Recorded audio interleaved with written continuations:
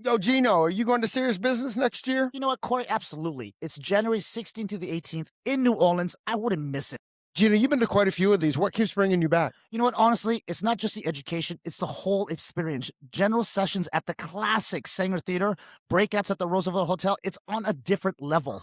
And who would you say it's for? Oh man, it's for salon and spa owners who want to get serious about their business themselves, not just strategy, their personal stuff, mindset, wellness, work-life balance. It's the whole picture. That sounds like way more than a conference. It's way more. You leave with real action items and you leave energized every single time. All right, for real, I'm in. How do I get tickets? Well, it's super easy. You just go to seriousbusiness.net. You grab your spot before it fills up.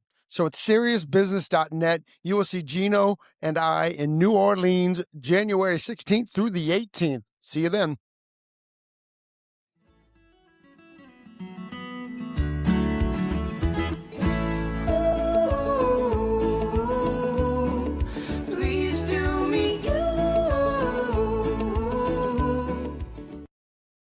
Hey, welcome to your day off. My name is Corey, and today I'm actually sitting with one of my dear friends, Mr. Geno Chapman. He flew all the way. What's up? He flew all the way, like red-eyed here in Chicago, Illinois. We are live at the American Beauty Show in Chicago, Illinois. Big, huge thank yous to ABS.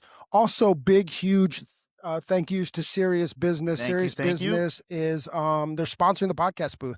So all the podcasts that we do this weekend in Chicago is being sponsored by Serious Business. If you haven't been to Serious Business, I can't recommend it enough. It's literally one of my favorite places to be. Last year when I was talking about it, I said it's the hair show that's not a hair show, because it's a hair show. It's filled with hairdressers, but it's like not a hair show because they talk about, and actually it's a bad name too because it's Serious Business. When I went, there was no accounting, there was no money kind of talk, but the actual business that they're talking about, at least what I took away from it, was more like mental health, self-awareness. It was just, it was a really good thing. Yeah, it was taking your business that is serious to you, but adding such flair to your business and making it funny and having people that come on stage and make it enjoyable to learn about finance. Right. Which most hairdressers, when you talk about finance, they're like, oh. Yeah, I'm one of those most. Yeah, that's speaking for myself. Exactly.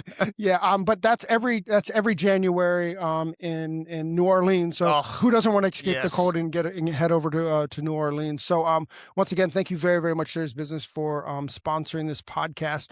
Today we have a guest who I've actually been pretty excited to talk to. Excited, that's a weird word. But anyways, I am excited because I adore this guy. I'm going to have true confessions when we bring him in. Today we're talking to Nick Stenson, and Nick he's had a very interesting last 8 months that we certainly will get into. And I guess about 2 years ago or so, he also started his own product line, and I know that you guys have that in common. Absolutely, so at some point, maybe we can get into that. I'm really interested.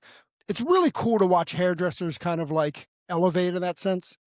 I love supporting a brand that comes from a hairdresser, because I feel like I'm supporting hairdressers more so than, it doesn't matter, but I love that idea. I love that come up. I love that story. Kind of reminds me of the Jeffersons, right? Moving on to the east side. So without any further ado, Mr. Nick Stenson, welcome back to your day off. Yeah, thank you. So great to be here. Good to see you guys. Is this the third podcast we've done? Yes. At least two. It's two for sure. Yes. Two for sure. This is for sure the second one. So when did I see you back in July? Well, it was July. July in DC for Robbie's event. Right? That was a good cool event, isn't it? Oh, what event is this? Yeah. My friend Robert, I always call him Robbie and he always gets mad at me, but I've also known him since he was 20, awesome. When he was Robbie, now he's sophisticated Robert. It's called the Business Brunch. And what it is, it's like he brings in a bunch of keynotes like Nick and a bunch of other people. And they do, what'd you guys do, like 45 minutes or something? Yeah, it was great. Just business building, what's happening in the industry, what's happening in the local communities. I love that. Yeah, really cool conversation. Yeah. Great group of people. Yeah. Great group of people. It's very much isolated to the DC area, or that's where most of the people come from. But also, he brought you in. So that's pretty cool too. Yeah, no, I was honored to be there. It was fun. I really like that event. And it's cool because you do it over lunch. You know, so you just have lunch with Yeah, everyone. it's kind and of casual. It's definitely casual, but Yeah. super intimate and super great information being shared. I agree. With that. So Yeah. cool. Shout out to Robert. Shout out to Robert. Robert, what's up? What's up, Robert? And actually, he has a podcast too, the Hairdresser Strong Show. So definitely give that a listen as well. All of us podcasters like to hang out and be together there. What's up, bud? What have you been up to? Oh, you know, everything and nothing.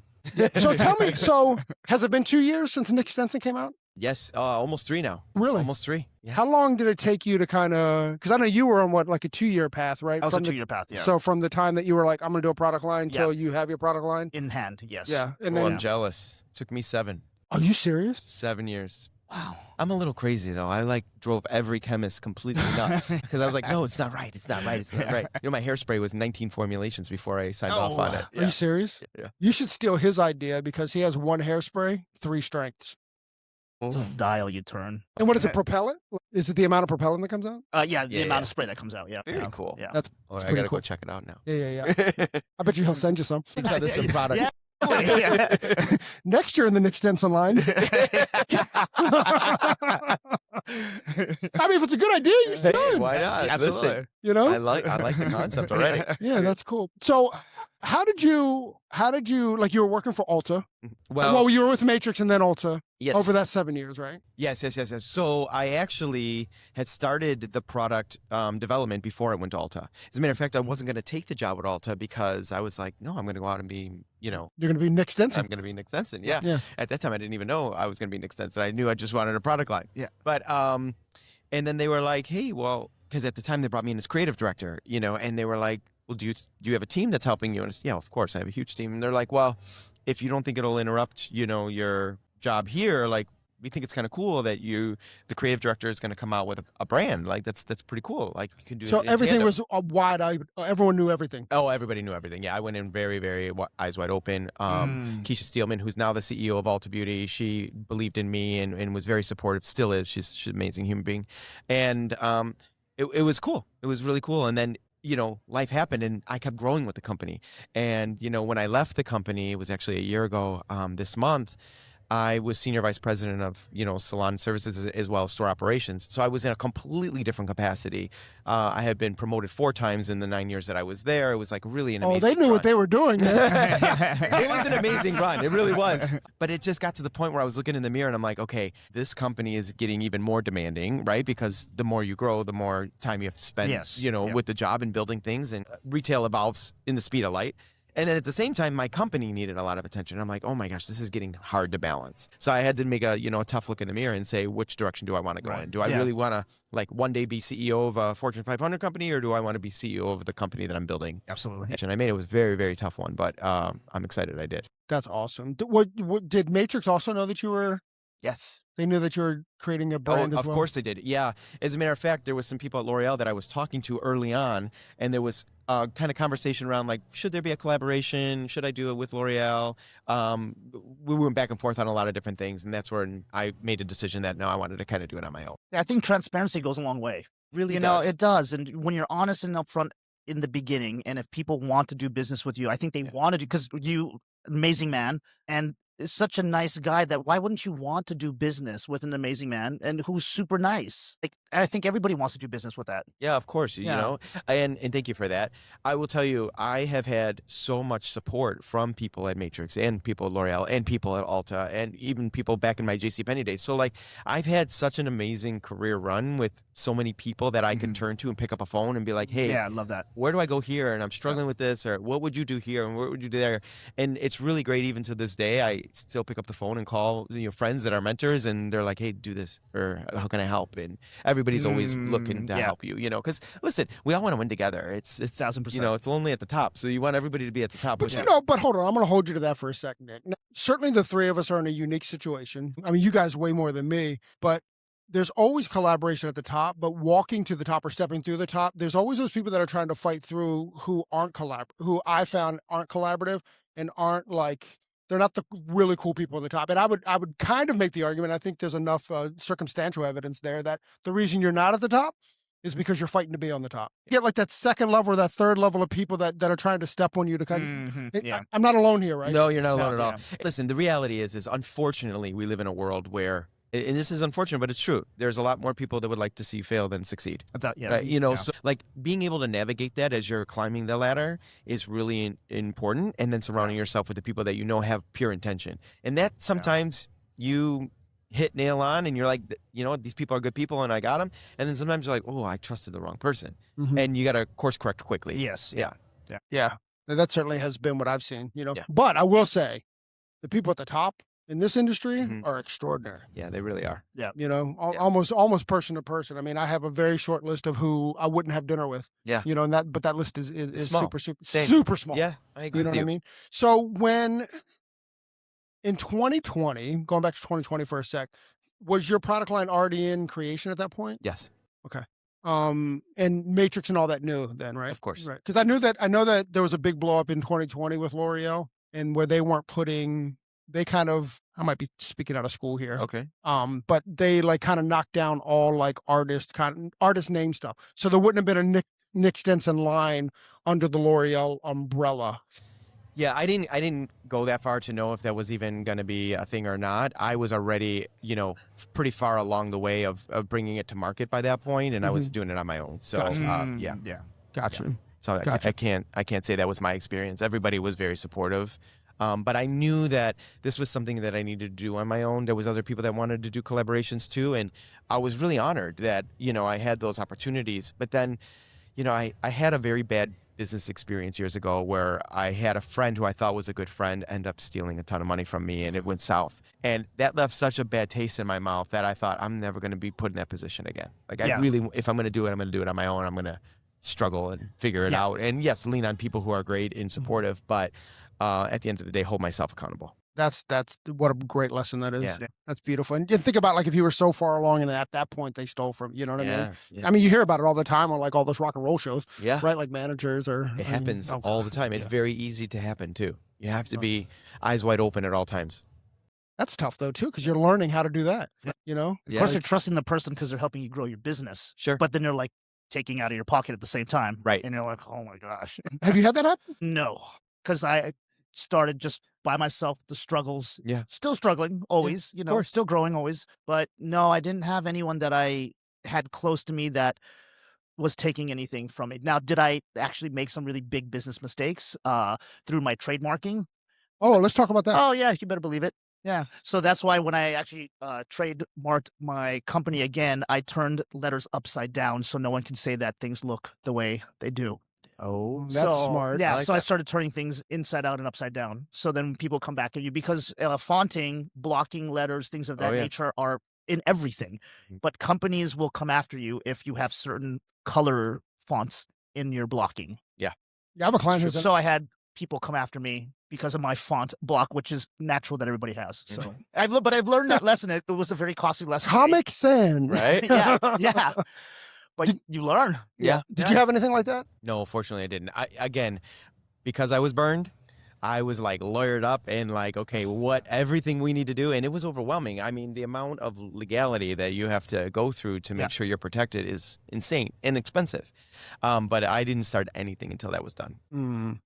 And you said you didn't know it was going to be Nick Stenson. Did you have a name picked before Nick Stenson? No, actually, You big fat liar. You're lying to me, Nick. No, I swear that was the hardest, decision I had to make. I had so many people tell me, "Oh, your name should be on the bottle." Think of successful people, Paul Mitchell and Farouk Shami and things like that, who have put their name on the bottle, and you should do the same. And I was like, but a lot of the more modern brands are like cool, catchy little phrases or names right now. I'm like, maybe that's the direction I should go in. And then ultimately, the reason why I picked my name is because I always wanted everyone to know that I was going to hold myself accountable for what was in the bottle. Oh, totally. And in order to do that, if I put my name on the bottle, I wanted to always make sure that my reputation was upheld and that you knew that if I put my name on the bottle, I trusted what was in the bottle. And that was kind of my philosophy behind putting my name on the bottle. I like that. Yeah. I like that a lot. Yeah. But, to be honest, when it first came out, I was like, oh, another guy with his name on the bottle. Guy with the name on the bottle. Another guy with the name on the bottle. Yeah. So how's it, what's the expectation, like how big the brand, I don't want to say how big the brand's going to be, but like do you have steps in which like, okay, we need to hit this marker, or we need to hit this marker, and like, yeah, and don't what that always hit looks those like? markers. Right. And is it product sales or Yeah, of that's course. what it is? So at in the end of beginning, day, it's right? it's forecasting, right? So in the beginning, it's what do you think you're going to hit, month after How do you month. even come up with those numbers, It's though? really tough in the beginning because you're working on, securing distribution, you're working on growth strategies, you're working on marketing strategies, and then you have to test a lot of different marketing machines out before they even click. Like even right now, my brand's established a couple of years, still a baby brand, but there's marketing things we do all the time that doesn't work. And I got to say, okay, we'll scratch that initiative and start a new one. So forecasting's tough as in the beginning years. Now, as we're growing, now I'm in multiple different distribution channels, both in the industry as well as in the consumer world, and I'm going international. So it's a little bit easier when like, okay, I'm going to launch an Ulta Beauty, and I'm going to have 300 plus stores, and they're going to give me a PO of X amount of dollars, and that's going to generate X amount of dollars. Like it's easier to forecast then when you have those kind of deals and those kind of partnerships, but it takes time. And then, you have to learn each one of those distributors are different. And what you may think they're going to perform at, they don't. And then you got to figure out how to get in their ecosystem to really break through to their consumer. So that takes time. So it's all learning. And there's a lot, like right now I'm expanding. I just expanded into Macy's, into Nordstrom's, Amazon, who else? One I can't talk about yet, but they're new, right? So you're the newbie in town, and you're like, okay, like what are your marketing initiatives and what works for you guys and doesn't in the beauty space, and how can we integrate into those initiatives and into our already marketing calendar that these big box retailers already have. Sure. And then you have to do your own to drive to the big box retailers. So it's a whole thing. Marketing is a whole animal in itself. I'm so intimidated right now. You're in the consumer space too, right? Yeah, but not that big. Yeah. Right. But yeah, it is a whole nother beast. Even I'm just still trying to ramp up my marketing too. Yeah. I mean, it's tough. It is tough. Yeah. I think you guys could get together and you could do like a PhD on like marketing, brands. Yeah, I could tell you all the things that didn't work. Well, that's a good question too, though. So like, at what point doesn't it work? Meaning like you have to have a strategy of saying like, okay, we're going to run with this for a couple months, or like, when you pull the plug too quick. Yeah. And honestly, most people pull too quick. Because especially in the world of social media right now and the digital world, it takes time for algorithms to build and for your audiences to build and for your keywords and the searches to be right and all that type of stuff. So you have to play in that space for 6 months before you can even identify if that space is working or not, right? Like, Meta's different than Google, that's different than TikTok. So it's like understanding all these different platforms and how they work. And the content doesn't work the same on all platforms. The messaging doesn't work the same on all platforms. The time of day doesn't work. So it's just so many things you learn. Give us this. So I guess the three big would be Facebook, Instagram, and TikTok. Yeah, definitely Facebook, Instagram, TikTok, Google ads. Google ads as well. Google ads. So like between like TikTok and Instagram, like what are the differences as far as marketing goes? So TikTok is a little bit more catchy. Like it's like give them the hook and then show them what it is and get them to love it. Instagram's more like share with them the brand philosophy, share with them what it does, get them more ingrained in your culture. So it's a little bit more like TikTok's quicker and more hitty, if that makes sense. That's not even a word, but hitty's not a word.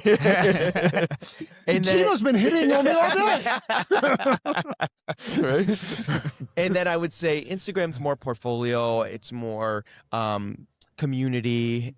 People stick around a little bit longer. They come back more often. It's different. Yeah, I spend so little time on Instagram anymore. Actually, what I did, I might get in trouble for this, but I removed it from my page. Like it's not on my page anymore. So in order for me to go to Instagram, I have to type in, Instagram for the app to come up, and then I open it that way. And that because what I was finding that I was doing was just clicking on it and I didn't really want to be on it, but it was just that doom scroll.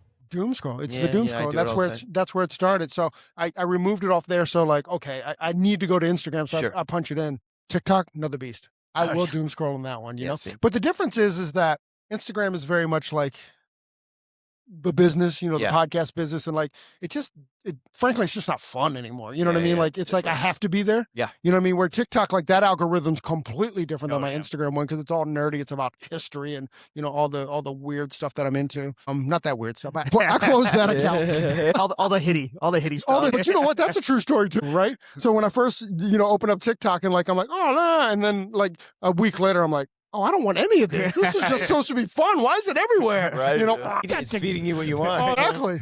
I didn't know. Oh, never mind.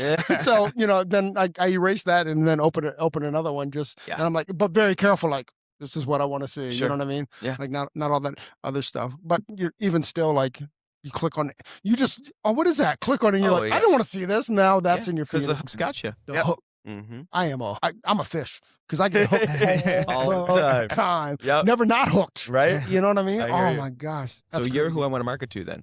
On TikTok. That's cool. How many SKUs do you have? 12 Oh, currently.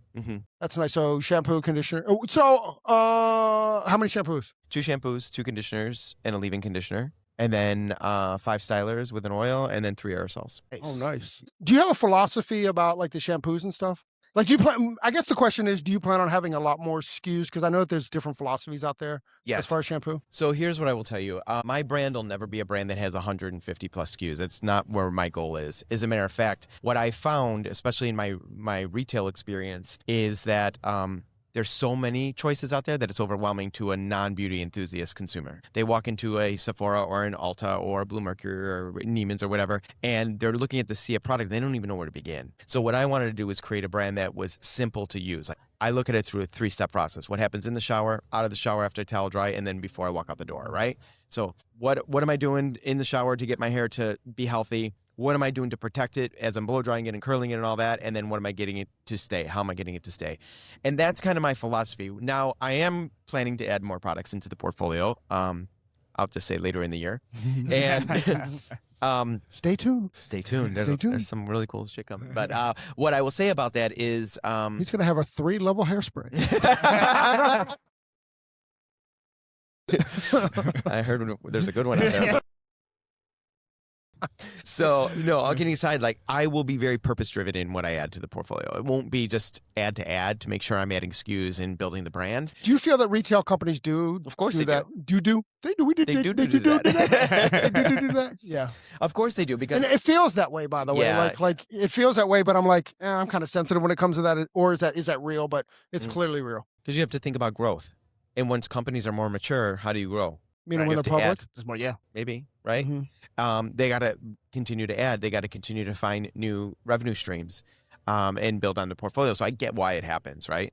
But for me, it's really important that everything that I build is a hero in itself. Because, you know, it's funny. Like, people say to me all the time, like, so what's your hero product? And I'm like, they're all a hero product. I'm like, no, I know, but what's your favorite? Like, what's your goal? And I'm like, no, listen, I literally built them all to be hero products, because being a creative director for years, I had brands come to me and say, hey, we're coming out with a new line extension, and there's these 6 SKUs, and this is the hero product. I'm like, okay, great. So there's one good product in this line extension, and the other 5 are kind of, Yeah. So I'm like, but if you think about it too, I mean, certainly now for me, working in a studio, I can pick whatever products I want. Yeah. And I have a SKU of hero products, right? From all brands. You know what I mean? It's not just down to like the one brand. This is the first time in my life I only use my brand. And it's not because it's mine. I actually built it to make sure I didn't need any other brand. You know, that was the exact same thing I did. I had like one product from this brand and one product from that. And then I had this like hodgepodge of all these products. And I'm like, one day I'm going to literally create a brand that I don't need another brand. Yeah. And that's what I did. That's brilliant. And what a great, like, kind of vision to see it through. Yeah. 'Cause as a hairdresser, it's also like frustrating a bit. Very too, frustrating. You know what I mean? Yeah. I mean, not so much now, because there's not the like buy-ins that you had to do, 10 years ago. Right. So you can kind of build like a hero, shelf unit. But years ago, like, it's like, I don't even like this product, but I had to buy into it. You know what I mean? And like, oh, that's so frustrating and ugly and stuff. But it's really, once again, like where we started, I think that's also what's really cool about having hairdressers like produce their own products, and like in a real way, not like their name on a product that is being, backed or whatever from somebody else, Right. No, like exactly. really, really from the ground floor, building it up. I'm just such a big fan of that. Yeah. You guys are the heroes as far as I'm concerned. You are the hero Thanks. products. We're the hero product. We're all 3. There we All go. 3 of us. I mean, are not hero me. I products. mean, you guys have your liquid lines and stuff. Will you, do you think you'll go outside of a liquid line? Like, do you think you'll do hair color or bleaches or anything like that? Not now. Oh, that wasn't a no. Yeah. That was definitely not a no. No. That's what I'll say. Not now. Not now. I'm staying laser How many years? focused. Never know. And what comes out first? Do you do like a bleach product, which is easy to produce, or do you do like a 500 color line? Hypothetically. That sounds daunting. When I think about how much work went into creating 12 products, I can't imagine 500. Because I'll be the nut that will want to make sure all 500 are perfect, and that's a problem. So that's definitely a problem. Yeah. So I don't know. I'm open to the possibility of it, but it's not on my radar at the moment. Is there, now that I have both of you guys here, is there a new category? Right, like for instance, 10 years ago, we'll say, could be less, could be more, I don't know, but like, you know, Olaplex came out and then K18 came out, and now there's the Goddess line, which are like these like bonder things as a brand new category. You know, is there space or is there room, or do you guys see that there could be like, quote unquote, a new category coming? What do you think? Oh, I stay within the classics, so. Well, you're Mr. Aveda, so. Yeah, well, I used to be. Used to. Yes. Pre-gray label. Yeah, yes, used to be. But yeah, I think when I was building everything, I wanted to stay, I do specifically men's products. Okay, yeah. So the things I built were just very classic, foundational. A couple innovative products like the hairspray. The reason that came about was because guys, if they don't know session spray, hard spray, soft spray, there's so many of these beautiful sprays out there. And I found that a lot of people were very hard to sell to, especially men. Like, oh, you need a hairspray. So I was like, let me just get a hairspray and let me just develop in 3 different ways. A saturation. So you just pick one and that's all they need. Super cool. So, you know, that was like kind of like some hero products of that nature. Yeah. But yeah, I stay within the classics. I don't veer off too much into like innovative products. Here's what I'd say. I don't see anything in the pipeline coming down for like another new Olaplex kind of phenomenon. But what I do see is the growth that we're seeing within scalp and hair loss. Like those are two categories. Yeah. Oh, I have opinions. Can I share them? Of course. This has been a category forever. Mm-hmm. It's been a category my entire career. I have not seen much real quality, we'll say, with where you're really getting hair growth back. I know that like certainly in Stanford, they just did this big study where they grew all the hair back on the mouse, which is super intriguing and interesting. But as far as like I guess Rogaine definitely works. You know, that's one of the ones that worked. But certainly the ones that we've been, I'm a little bit of a skeptic here, or cynic, I should say, a cynic here. Like the products that was brought to us to be like, this causes this is going to solve hair loss. I haven't seen that product. Yeah. There's some interesting things out there. And I think there's some Nick Stenson coming later in the year. No, I think, listen, it's all stemming from the consumers getting more intelligent and more educated on what's good for them and what's not. And when you think about it, it's a natural next progression in how people maintain youthful skin, youthful look, youthful hair, youthful all that. So when you think about it, you have guys and girls out there that are doing 5, 6, 7, 8 steps on their skincare routine, but they're barely shampooing their hair. Right. So then you're like, well, wait a minute, your scalp is an extension of your face. Like, why wouldn't you treat it the same way? Poor scalp. So, poor scalp. You wonder why it's beat up and doesn't have hair on it. It's like, we beat the shit out of it, and then we're like, oh, well, just use that shampoo, it'll be fine. You know, so. That bar soap you got in the hotel. Bar soap, yeah. Oh, God. Yeah. So, I think the consumer is now saying, wait a minute, I can see the benefit of really paying attention to my scalp health. And from that, I want products that deliver. So I see growth in that. I see people doing it well. Is that a pun? No, it wasn't actually. Touché. But I see people doing it well, and I see people that are not doing it well and just slapping a name on the bottle. But the people who are doing it well, I give a lot of kudos to. And I think there's so much innovation happening now. There's a lot of labs out there that are creating a lot of really cool things. There's the whole peptide craze that's happening right now. We just talked about that. We had a whole conversation this Yeah. morning about it. Yeah, so now they're putting that into skincare and hair care and things like that, and body care. So there's just a lot that I think we're going to see over the next 5 to 10 years that's really going to amplify that space. Again, you said it, not a new space, but one that's definitely seeing a surge. And it's a new space in the sense that if it works, it's new. Right. You know what I'm saying? Yeah. I'm not wrong here, right? No. I feel like you guys are like... Yeah. No, especially if you're putting peptides in. Like, okay, I want to have a peptide conversation. I don't know anything about this thing. Mm-hmm. First off, is it internal? Are peptides going to work like topically? No. It Well, yes. Well, it can. The peptides that you're thinking of that we're probably talking about are the ones that are injected into the body. I have a friend. I don't want to talk out of school. Hold on. Okay. I have a friend who has a, what do they call it? You know, where the body starts fighting itself. autoimmune. Autoimmune. Yeah. And they started treating themselves with peptide, and they said it completely changed their life. But those are course. all internal. Yes. And there, I guess what I'm worried about, back to the marketing thing and back to me being a skeptic a little bit, is that are we just? It's like putting, like when we were putting CBD and THC in shampoos and stuff. You're like, what's the point? Was kind of my thought about it. Well, it just makes your hair high. Big hair, Like big. big Yeah. 80s hair. Yeah. You know what? I stand corrected. So, but is there any benefit from a topical kind of thing, or is it going to be like more? Is it more of a marketing thing? Are we going to find that, or is there really going to be use for it? It comes down to a few things. It comes down to the amount of peptide that's in the product, in the topical product. Mm-hmm. And that gives you the performance. And then everything needs to be a combination. It's not only what you do on the outside, it's what you do on the inside. So I think things need to be combined with multiple systems to get the most benefit out of it. But yes, I think that there's ways that could be very successful when done right. I actually think peptides, now that you brought it up, that might be the new category. Maybe. Yeah. It's definitely on the rise, especially Big in time. LA. Stenson Everywhere, peptide. yeah. That's interesting. Oh. Can't wait for that to come out. I'll later this inject year.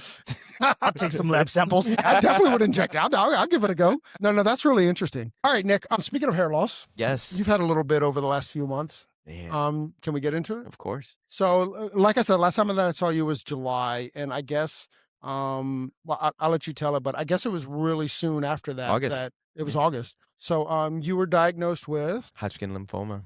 Mm. Yeah. Stage 3. Wow. It's Wow, crazy. really? Yeah. So explain to me the stages. So it's interesting too, because, you know, You have to take a peptide. no, they don't want you to. So when I was young and, you know, family members got cancer and they would say stage 2, stage 3, stage 4, like the higher the number, you were dead. Like it was you were you were a goner.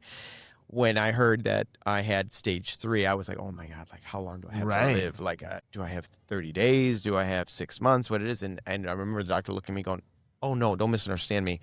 We're going to cure you. And I was like, what do you mean? Well, hold on, with that confidence? Yeah. Oh, Wow. yeah. He's like, no, we're going to cure you. And I was like, what? He's like, in lymphoma, the stages just means the amount of cancer you have in your body, but it doesn't mean that it can't be treated.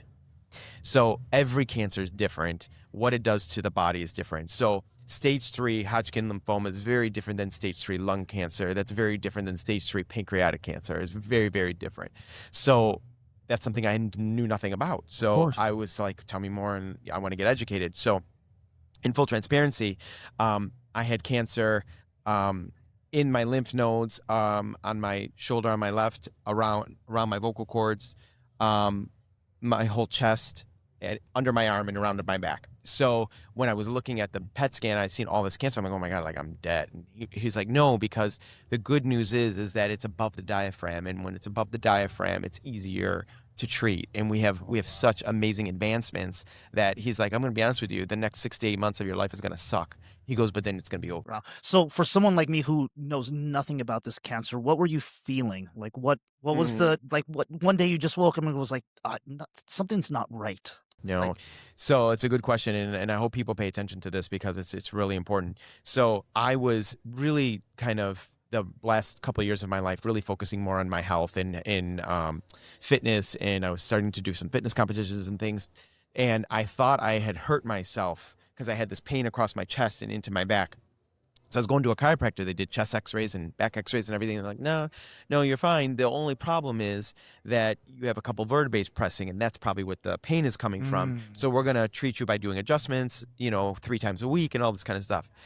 So I did that for 6 months, and nothing was getting better, to the point where I was probably taking 15 to 20 Advils a day just to mitigate the pain. Wow. And I was like, this is not right. It's not. I'm not getting better. I don't know what's going on. And even my trainer was like, I think it's like you probably did your, pack fly or something like that. And that's where it's coming from. And I said, well, this side of the chest is, elevated from this side. So I think I'm like overcompensating because this side looks cool because it's really big and this side doesn't, and I don't like it. And so I was trying to even work my right side more than my left side to try and balance it out. Never happened. And then I was facing extreme fatigue. Like when I tell you, I would like leave meetings and I would go, oh my God, like what what we even decide in this meeting? Like, I feel like I'm walking through life in a blur. And I would go home and I would just pass out. And I found myself having to take a nap. Like, I have not napped since I was a child. So I was like, what do you mean nap? Like, so just extreme exhaustion. And I thought, okay, well, I'm working for a Fortune 500 company. I'm, launching my own company. There's a lot of stresses happening. Yeah. My personal life was crazy. So I'm So like, you're just finding things that wouldn't make sense to Right. go like, oh my God. justifying everything. Yeah. And then one day I had a lump show up on the side of my collarbone here. And I was up in Fire Island for a fun weekend with my friend, and he's a doctor, and he's like, what the hell's on your neck there? And I was like, what? And I didn't even notice it. And he's like, you've got like a little lymph node inflamed there. And I said, oh, that's weird. I don't know what that is. He's like, have you been sick? And I said, I actually just had like a little viral infection that I was fighting. He's like, oh, that's probably what it is. He's like, but if it gets any bigger, you need to like get it checked out. I said, okay. Fast forward 4 weeks later, I saw him again, and it got double the size. And he's like, have you gotten that checked yet? And I said, no. He's like, you have to go this week. And that's how fast it happened. I remember walking. When he said that, though, were you kind of like, oh, fuck? I was. Yeah, especially a doctor friend going like, you need. That's when I was like, okay, something's up. And I wasn't feeling good at all. And I was like, okay, something's up. Well, I remember going to the doctor, and she's like, okay, the neck is one thing, but I'm really concerned about your chest. I said, no, that's from working out. I'm jacked, homie. I've been working hard for that. I need to figure out how to balance this out. Yeah. And she's like, I'm sorry, Nick, that's not from working out. That is not your pec muscle. And I was like, yeah, it is. And she's like, it's a really hard form. Like, I don't like it at all. And she's like, I'm going to send you for an echocardiogram. No, not an echocardiogram at that time. Oh my God. Ultrasound. And I said, okay, just let me know like when. She was like, no, I'm going to walk you downstairs now. So she saw the urgency. Yeah. And I was like, okay. And are you shitting bricks at this point? Yeah. And then I remember laying there, and the girl was like, she was supposed to be doing just my neck and my chest, and all of a sudden she's like going up and around and down and all this. And I'm like, oh, okay. And then she says to me, I'm going to be right back. I'm going to go in the other room and just look at the films to make sure they're nice and clear before I tell you to get dressed. And I go, I'm screwed. Yeah. I'm totally screwed, because she sees something and she's got to get a pathologist to look at it, right? She comes back and goes, no, that's your pec muscle. You're right. Yeah, right. I wish. So she comes back. She goes, we're just going to take a few more scans. And I was like, oh, okay. So I got through that, and then they sent me. But you saw through the bullshit. I totally saw through the bullshit. And then, fortunately enough, my other friend, which is my friend who's a doctor's sister, she was just named top 100 most influential women in the world in oncology. And we got on the phone with her, and she's like, oh no, hold on. I'm going to call my friends. And she started calling people. And then the next day I got in with these top surgeons, and they were all like, okay, this is all very confusing. So we're going to send you for a PET scan, and we're going to send you for an MRI, and we're probably being a little overzealous here, but like, let's figure this out right away. And when I got the PET scan and when I got the MRI, in both instances, I knew something was wrong, because they were supposed to end sooner. They didn't. They went further. They took longer. They said, oh, we need to go further. We need to look at more, all this kind of stuff. Right. And then the one nurse came out after my MRI, and I put her on the spot for a second. And I was like, oh, so that can't be good, because it was supposed to be done 45 minutes ago. I was in that MRI machine for like 2 hours. And she dropped the thing, and then she got back up, and she goes, while we were here, we just wanted to make sure we've seen everything we needed to see. I'm like, oh, okay. And then I got the call. And then I was in surgery by the following. So I got the call. So I got the call on. Well, I didn't get the call. I found out through my chart. Are you serious? It was terrible. Yeah. Don't read my chart. Wait till the doctor calls. Because I opened it up, and I just did that this morning. We just had a whole conversation about that. Well, he's going like, you dummy. Be careful. Because I opened it. Ironically enough, I was just coming back from my friend's beach house up in the Jersey Shore. I was with my friend who's a doctor in the car heading back to the city, and I opened up my chart. And well, he's a doctor. He could read it for you. So wait, I go, oh my God, I don't understand any of this. And he's like, give it to me. And I handed it to him, and he starts to cry. And I was like, I'm talking about a very stoic man. And I was like, what are you crying for? He's like, Nick, I don't know all this. I'm not obviously an oncologist. He's like, but this doesn't look good at all. So then we get his sister on the phone, and then we're all like crying, and then she's like, I'm answer every phone call that comes your way. And then I flew back the next morning. I was in the doctor's office on Monday, and they said, we scheduled you for surgery on Thursday. And I'm like, wait, I haven't told any of my family. Like, what do you mean? He goes, I want to get the full mass on your neck out, so we know exactly the staging, what we're dealing with, and we know how to treat you better.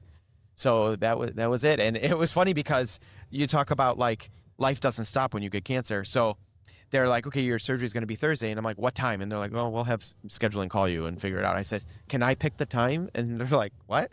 I'm like, I have a meeting I have to be in. And they're like, what? And I'm like, it's gotten rescheduled twice. I keep telling, and one was for the PET scan, one was for the MRI, but I didn't want to tell them. I was trying to open up a new distribution channel and I didn't want to lose it. And I said, I have to be in front of a camera by 1 p.m. And she's like, hold on. She comes back with like another nurse. She's like, tell me what's going on. And I said, okay. So she's like, She's like, you know me, I'm Nick Stenson. yeah, she's like, we're going to put you for the first surgery at 7 a.m. She's like, and we're going to be able to put you in twilight. She goes, but you're going to be pretty drugged up. And I said, well, I know what I need to say out of, my back of my hand, so it'll be fine. I just need to be home in front of my computer to do this meeting. And she's like, okay. I get to the hospital. She says to me, I have bad news for you. I said, what? She goes, we can't do twilight. We have to put you under and intubate you. And I was like, you got to be kidding me. Well, there went the whole day. So now I'm laying in the bed in a gown, texting my team going, we have to cancel. Like, I can't be in the meeting now. And the doctor comes in and he's like, I'm really sorry. We're going to have to do it this way. I said, I think I just lost some major account. I'm like, I can't believe this. And he's like looking at me like, dude, we're trying to save your life. Yeah. Like, are you kidding me? You right want to now? close it? And I literally was in tears because I was like, I'm screwing up my own career right now by having to deal with this. And it was, but anyway. So let me ask you this though, and you've had a very unique experience, I think I'll put it, is like, what was it like walking through death? Oof. Terrifying. I mean, terrifying because for a moment in time, until that doctor told me we're going to cure you, I didn't know if I was going to be dead or alive. So did you really think alive, or like you just thought? No, I thought. I'll be out? honest. I called my attorneys. I made sure my will was updated. I did everything before even telling my family because I thought when I tell my mother and father this, everything will change. Like now it's very real. I'm going to have to manage them. I'm going to have to manage my family, my siblings, and it was horrible, you guys. It was horrible to have to. I went and told my siblings 2 days before I told my parents because I wanted them to help me figure out how to deal with my parents. And we cried for like a couple hours because we were just so scared. And then having to tell my parents without having the prognosis of like, I'm going to be okay or not. I couldn't say, I'm going to be okay. Don't worry, I'm going to be okay. I couldn't say that at that time. Yeah. Because you didn't believe it. Because I didn't know. Yeah. And I didn't believe it. And so, yeah, you do. Your whole life passes before your eyes. And then I'm like, oh my God, I had just left Ulta. I had just set out my 6-month strategy for the company. And then boom, I get hit with cancer. And I'm like, are you kidding me? I'm literally like, God, are you I've kidding done everything me? right. Yeah. I'm like, I'm finally doing what I want to do for me. And I have such a long runway of hopes and desires and dreams. And now it's going to end? Like, are you kidding me? Like, this is how my story is going to end? Like, this is bullshit. Like, it can't end this way. So, yeah. It changes you completely. It changes you completely as a human being. It breaks you down. It knocks you completely down to your core. And then you slightly start to be built back up. And as soon as I knew I had the right doctors and the right team, and they were like, it's going to suck, but you're going to be okay. Then I was like, okay, as long as I know I'm going to be okay, I could do anything. I could fight through anything as long as I know in the end I'm going to win. And that was the mentality I took. And that, honestly, through the whole journey, I laugh and I tell the story that they were like, oh, you're going to be sleeping a lot and, it's going to knock you on your ass and you're going to be down for the count for 3 to 4 days after every chemo and all this kind of stuff. And I was like, okay. So I'm like, I need like comfy clothes. Like I need some like warm up outfits and things. I don't own that shit. So I'm like, I have to go out and get all this stuff. And I went about all these like comfortable clothes. I wore none of them. I wore none of them because I was like, wait a minute. I'm not that guy. I'm not going to succumb to this. Yeah. I still have to run a company. I still have to get up every day. And then when I decided that I was going to go public with it, I'm like, now I have to be inspirational to people. I can't be the guy that is scared and that is broken because there's How do you get to that point? It's choices. It's just belief. It's choices and belief. And I have and always have had the most amazing network around me. From doctors to my family to my friends. I've always had a powerhouse team around me. And to my company, my team. And that gives you strength you didn't know you had. Yeah.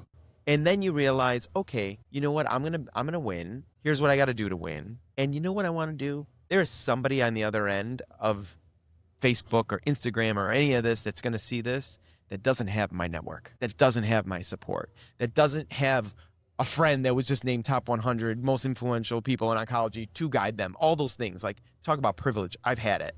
So now I'm like, okay, how can I be just a safe place for people to share and be vulnerable and stuff?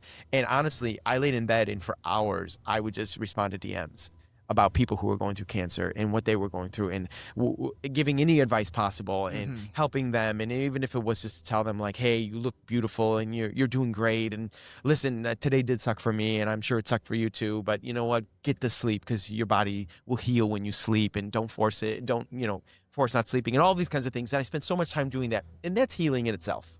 That's healing for me and that's healing for the people around you. And when you know that you're think back up a little bit. So you think by taking that role that was healing for you? I do. Because there were a lot of people that said, thank you. Thank you for, showing me that I'm going to be okay or I can be okay. And unfortunately I met people too that their situation wasn't as good as mine and they're not okay. And all you can be at that point is a safe place of comfort and another person that cares. And it's humbling, you guys. It's I can't. I can't imagine. I can't even. No, Yeah. I don't wish it on anybody. Yeah. But the wild part about it, one thing I always knew, once I knew I was going to be okay, what I always knew was somehow this was going to be a gift. That this experience was going to be a gift for me. And it's proven to be a gift for me. My whole life is different. I'm a very different person today than I was a year ago. What would people that work with you say? How are you different? I'm much calmer. I don't sweat the small stuff as much as I used to. I love to look at things as the glass half full. I love to celebrate people when they make a mistake instead of freak out about it. I used to just get so upset when things went wrong. Now I'm like, hey, listen, shit happens. Like, we'll figure it out. Let's just, course correct or whatever we need to do. And that's different. So who I am as a leader, who I am as a partner to people in my company and my vendors and things like that, like I'm a much better person today than I was a year ago. I like the person I am better today than I do the person I was a year ago. Yeah. I was so high strung, you guys. I was so wound tight. And have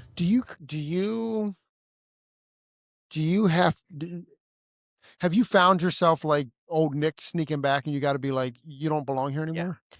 Not so much does he sneak back. I find myself explaining old Nick to people as if he's still here.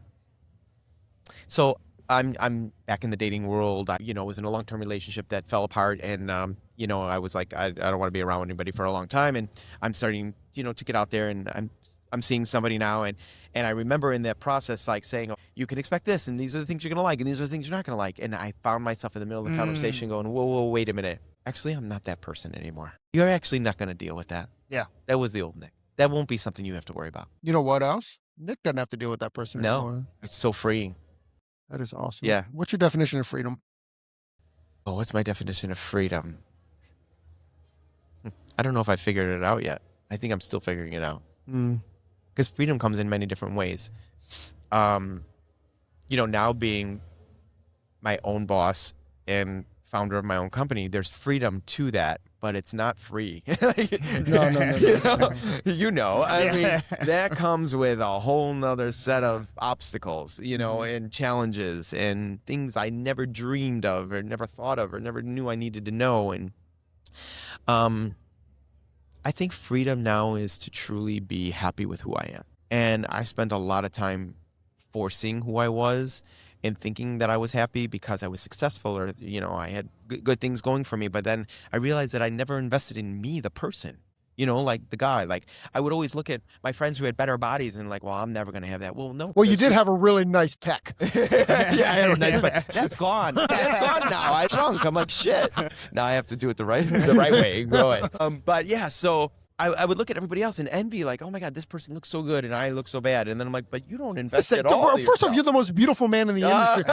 Literally every time I see Nick, when we hug, I whisper in his ear, you're still the best dressed man in the industry. You're the best. This is why we're good friends. You make me feel good. It's true though, isn't it? No, thank you. No, that's very sweet. I was, actually, on that note, like when I first met you, I was intimidated by that because I'm just a slap ball. You know what I mean? So when I first met you, I was like, God, that guy's so put together, man. And then of course, you know, I walk outside and you have a 50-foot poster of how freaking good looking and well dressed Nick is, you know, on this giant Ulta poster that's been so out there for funny. the few years. But I mean, honestly, I mean, I adore you, obviously. But I mean, even since your diagnosis, and there was more reason to reach out. Yeah. Like I don't know what the words respect or adore, or I don't know what the word is, but I feel my heart's much closer to you now. Yeah. And not in kind of like and what word am I looking for? Not in like, not feeling sorry for you. Yeah. No. I don't feel that. Yeah. Yeah. Just like I go, you know what? But I also believe that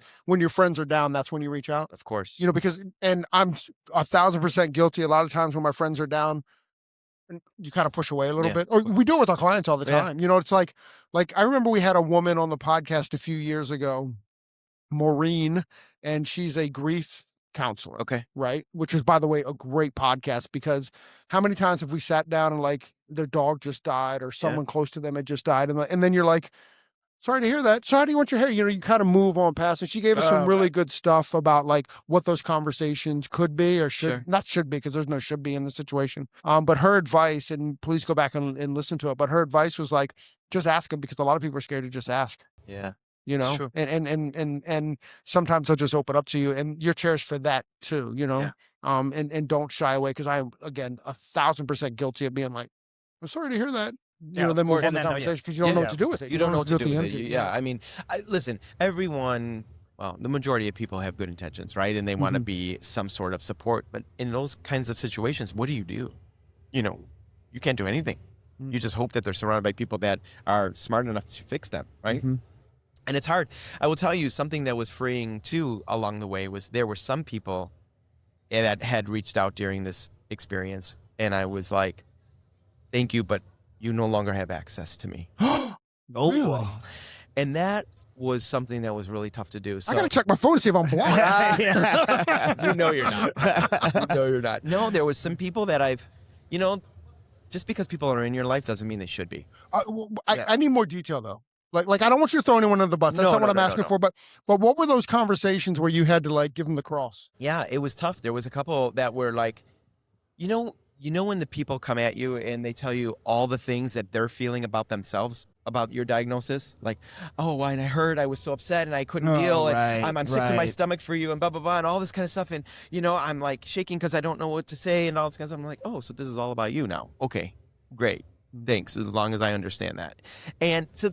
That kind of thing. And you know, there's people that say stuff like that, but they mean well by it. But then there's people that are like, no, you finally take a step back and go, you haven't been a good person in my life for years. And now in my weakest moments, you want to be the hero because you're going to make yourself feel better? No. And that's where I was like, thank you so much. I'm very grateful. Unfortunately, like our world now, our connection isn't there anymore, and you can't have that access to me in my life. I have to surround you actually had these conversations. Oh yeah, I did.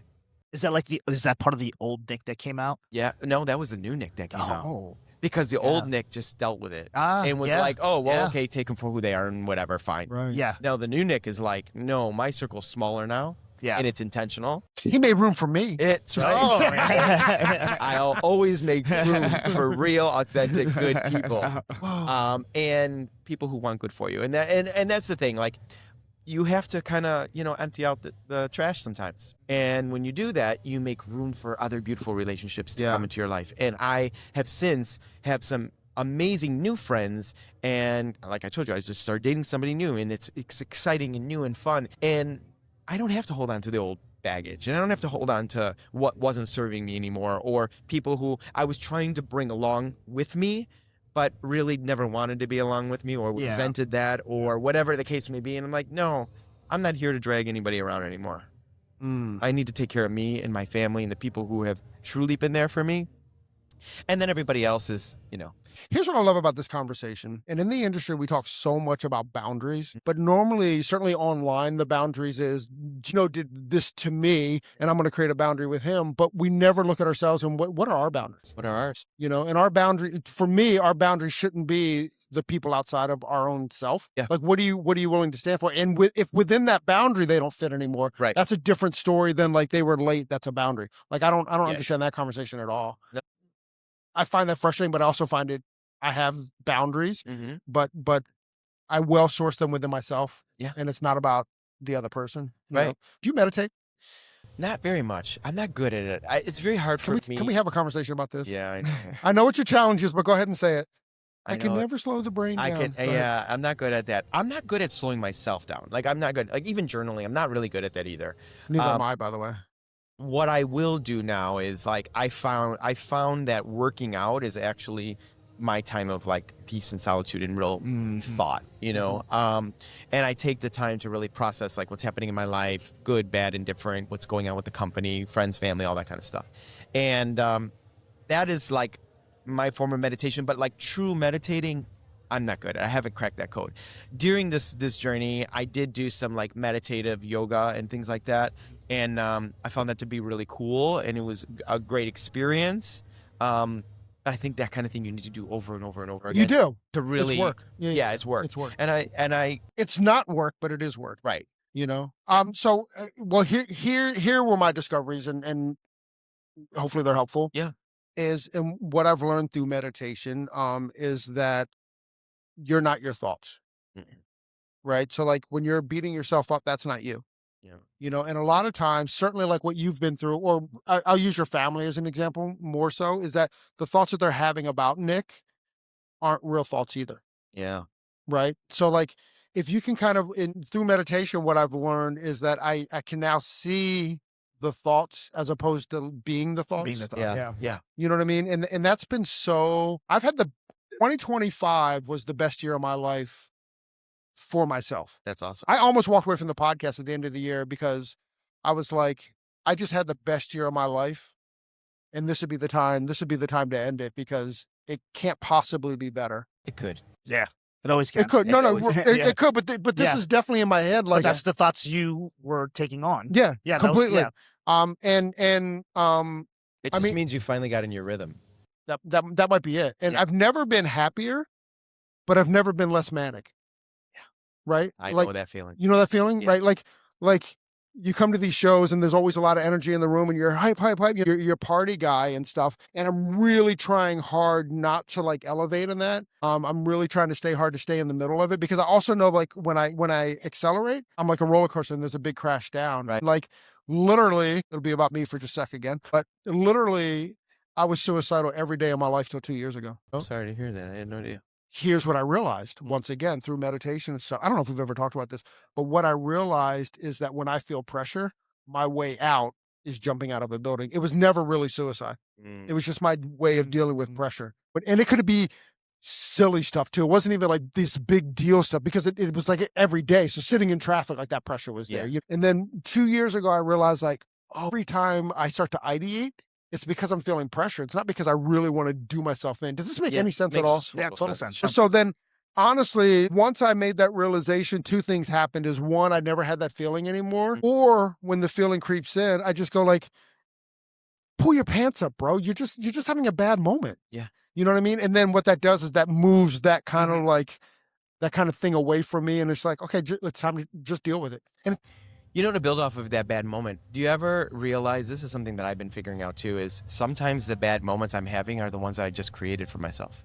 Like they're actually not happening. I just made it all up in my head. This is also what I've learned through meditation. And this is also why like my brain's in the best spot it's ever been as an adult That's now. good. You know what I mean? And it's exactly that. Not to get too Buddha on you, but that's what real karma is. Sure. You know, real karma isn't that you come back as a different person. Real karma is that there's consequence to your decisions.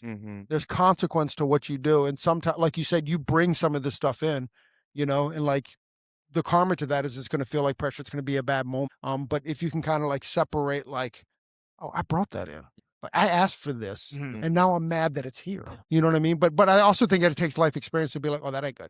Like I know where this road ends. Oh yeah. You know what I mean? Yep. Sometimes it can be it's also that feeling of needing more and wanting more. Yep. 9 times out of 10, that's when I run face first into the wall. It's interesting, you know, even now on the hard days, I'll say to myself, this is what you dreamed of for years. Like you manifested this for years and now you're living it. Like get your head out of your ass. Like that's it. It's not always going to be easy. And as a matter of fact, most of the time, if you're doing hard things, it's going to be hard most of the time. Let's be real. you know, and that's something like being, you know, now with my brand and a brand founder and CEO, like it's hard every day. There's new obstacles every single day. And what I'm learning, and I think this is exactly what you were saying, is like, it's how you're approaching it now.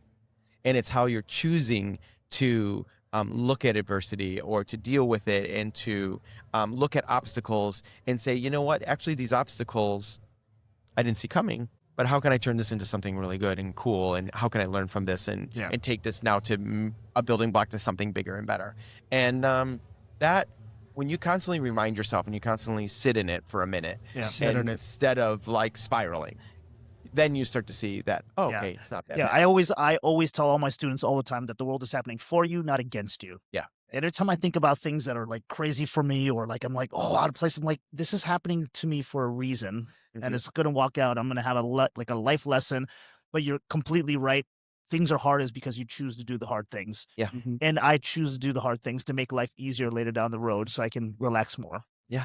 And I always say, if you do the things that are easy in life in the beginning, it gets harder as you. Right. So I love the fact that you just said doing the hard things, because it is true. Like, when we do those hard things, we get pushed in so many ways that I have to always check myself and go, God, the world is happening to me because I asked for this. And I love that. Right? Yeah.